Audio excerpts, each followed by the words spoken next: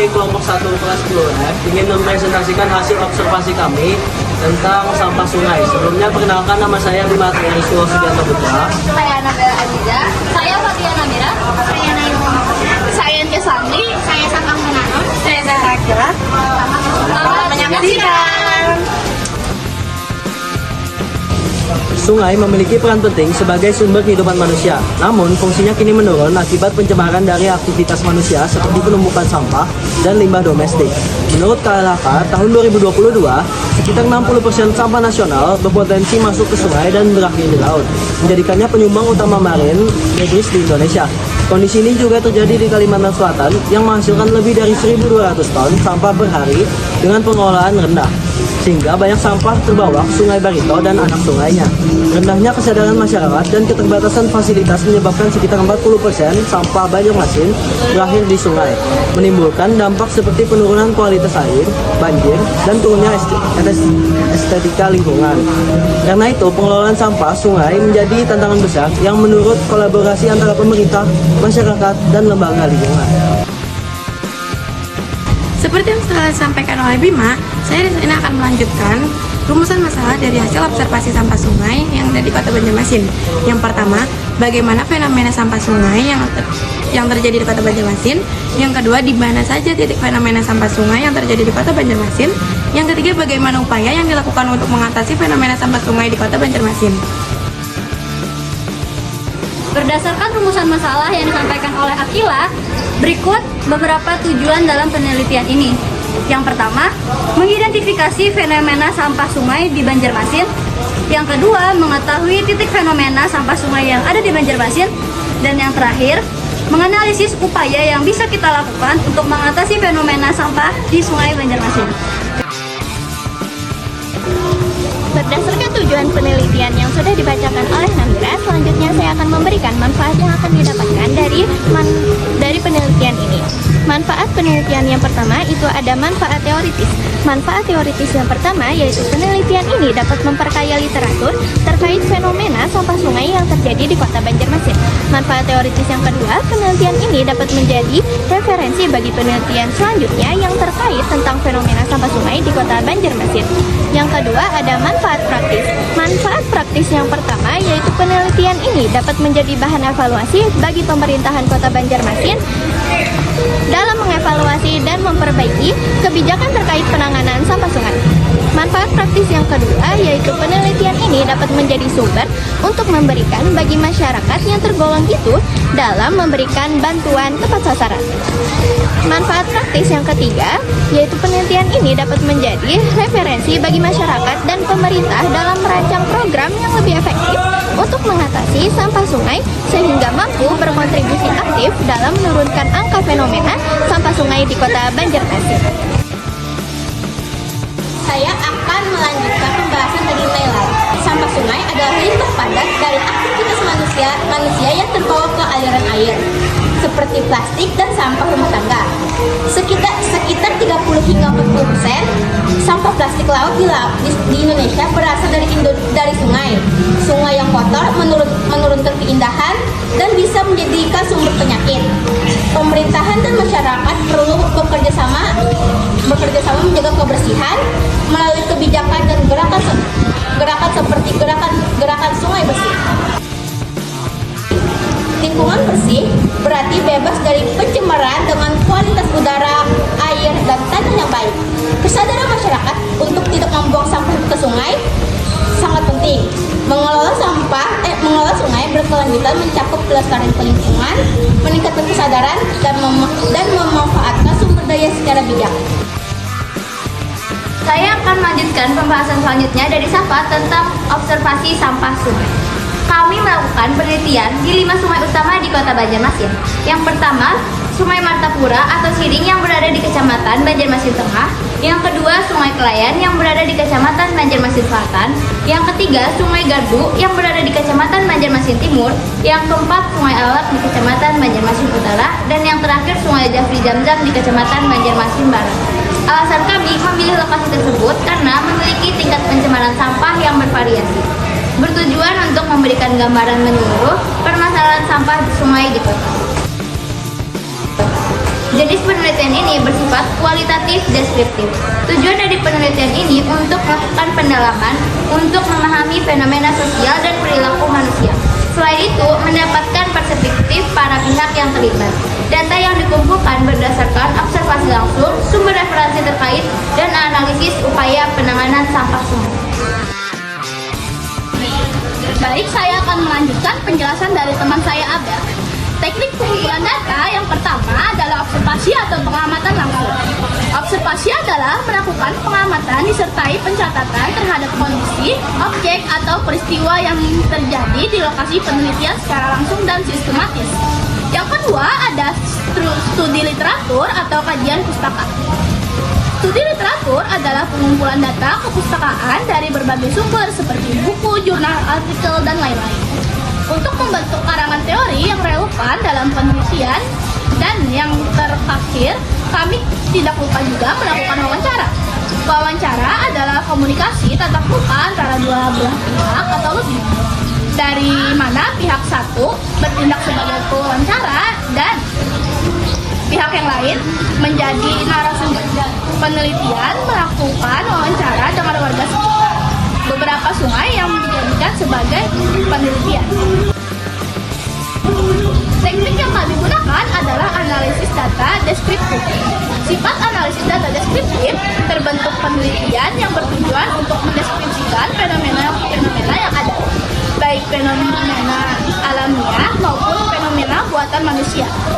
Kami juga mendeskripsikan fenomena-fenomena yang terjadi di kota Banjarmasin, mencakup isu terkait sampah sungai dan segala upaya yang dilakukan oleh pemerintah dalam menanggulangi serta mengurangi jumlah sampah sungai.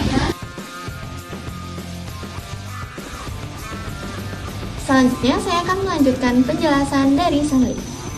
Hasil penelitian dimulai dengan observasi lapangan yang dilakukan secara acak melalui dokumentasi yang dilakukan oleh peneliti di beberapa lokasi di kota Banjarmasin. Objek yang dituju adalah sungai di Banjarmasin yang memiliki permasalahan sampah.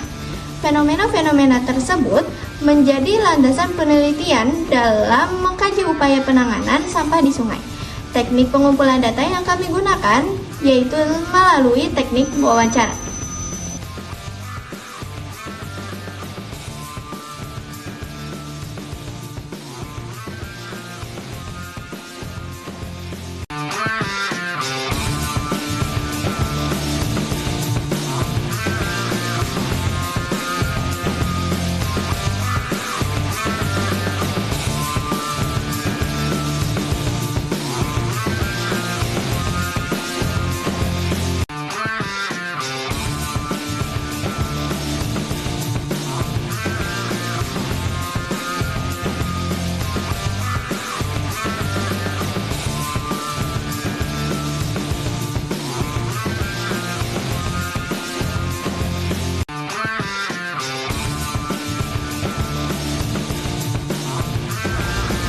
Selanjutnya saya akan melanjutkan bagian pembahasan.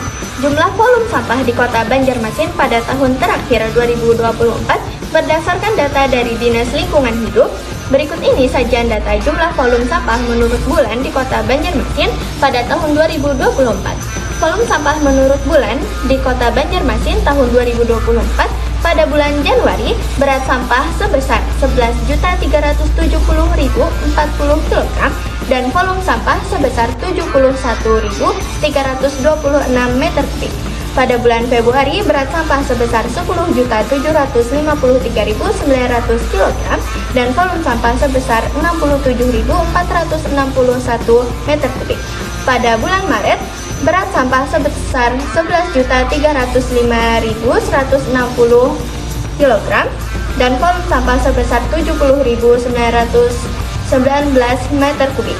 Pada bulan April berat sampah sebesar 10.806.550 kg dan volume sampah sebesar 67.791 meter kubik.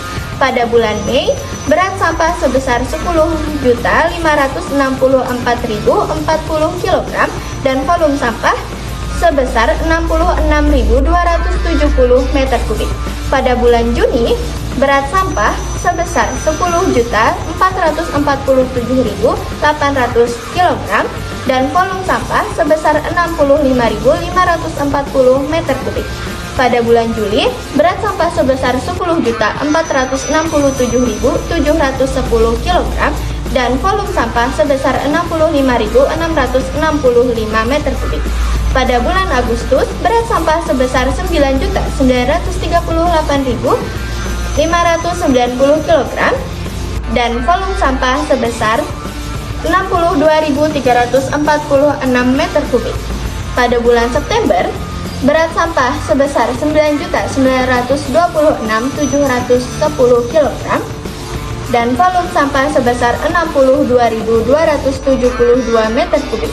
Pada bulan Oktober, berat sampah sebesar 10.152.460 kg dan volume sampah sebesar 63.688 meter kubik.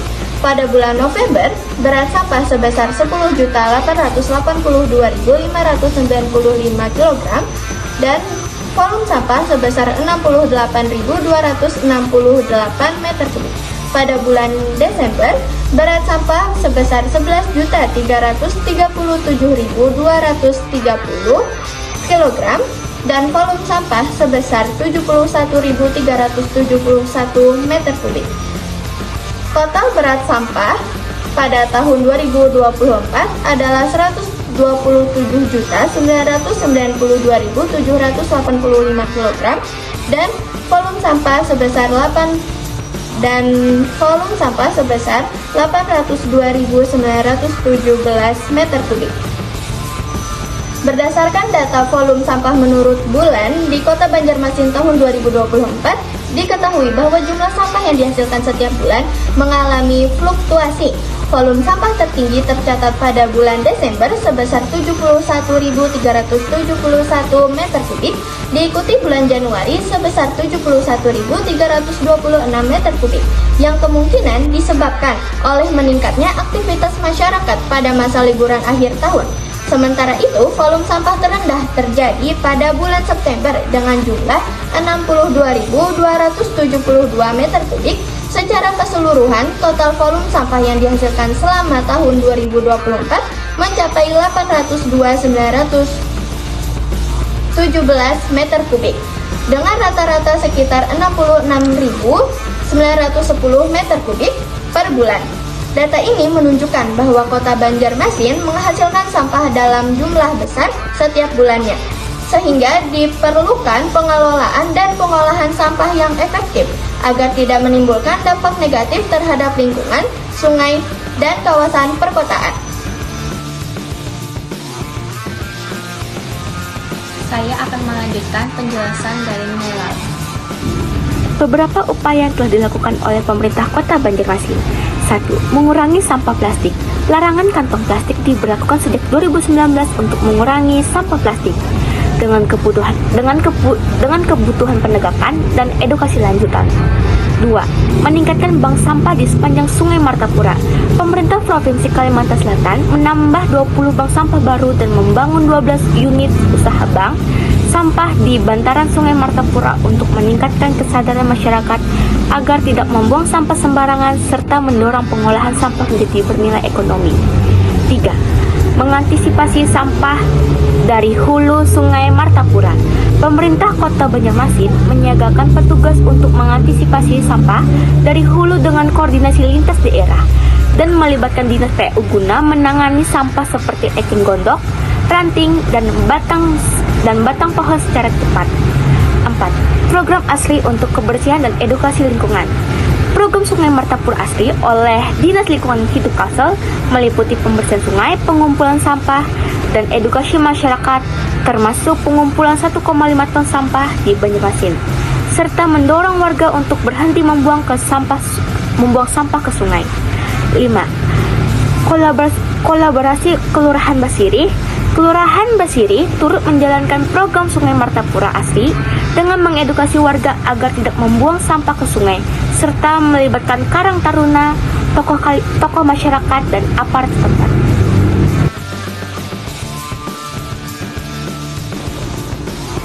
saya akan melanjutkan dari penjelasan teman saya, Sal. Berdasarkan berbagai upaya yang telah dilakukan untuk mengatasi permasalahan sampah sungai di Kota Banjarmasin, diketahui bahwa hasilnya masih belum optimal. Oleh karena itu, berikut ini beberapa strategi yang tepat untuk diterapkan di Kota Banjarmasin dalam mengelola dan menanggulangi permasalahan sampah sungai. Sebagai berikut. Yang pertama, ada program bank sampah terpadu. Program ini bertujuan untuk mengurangi volume sampah yang masuk ke sungai dengan cara membentuk bank sampah di sekitar bantaran Sungai Martapura. Masyarakat didorong untuk memilah sampah rumah tangga dan menukarnya dengan nilai ekonomi seperti uang atau barang kebutuhan sehari-hari. Melalui program ini, selain menekan pencemaran sungai, juga tercipta peluang ekonomi baru bagi keluarga sekitar. Yang kedua, ada program edukasi dan kampanye lingkungan.